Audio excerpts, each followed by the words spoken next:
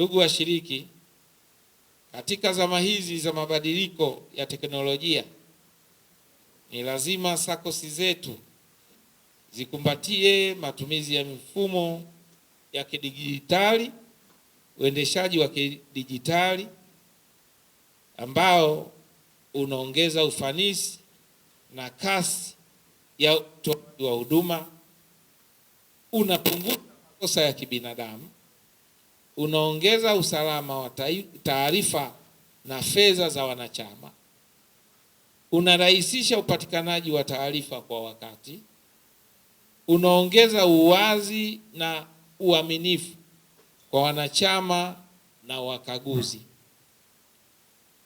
Serikali itaendelea kuhimiza na kuunga mkono jitihada zote za kuimarisha matumizi ya TEHAMA katika sekta ya ushirika. Kidigitali sasa hivi kila kitu kinaendeshwa kwa mifumo, na SACCOS zetu zimekuwa zikijiendesha, nyingine zina mifumo na nyingine hazina mifumo. Tutawapitisha kwenye eneo la mifumo ili waweze kuona mifumo namna inavyofanya kazi. Namna hiyo ya kufanya kazi basi itapelekea vyama hivi vitoke kwenye ule uandishi wa taarifa wa hesabu kawaida twenda kwenye mifumo. Tunaamini sasa hivi dunia ya sasa bila digitali hatuwezi kwenda mbele.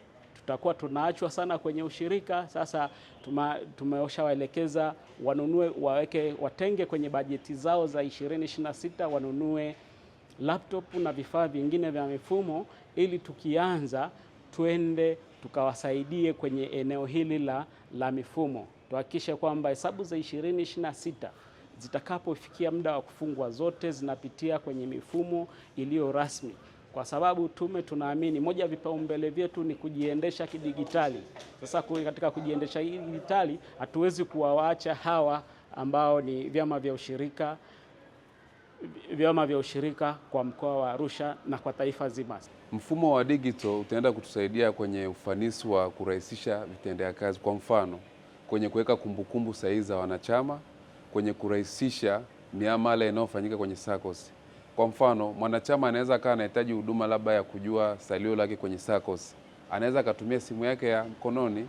Kwa hiyo TEHAMA ndio mifumo sahihi inayotusaidia sisi kwenye ufanisi na ukuaji wa chama, kwa sababu mfumo ulikuwa unatumika ya zamani ya manyo inachukua muda mrefu sana, lakini sasa hivi nataka tufike mahali digital itatusaidia. Hata mtu anaweza akatumia ATM card, mashine, akatumia sim banking ya SACCOS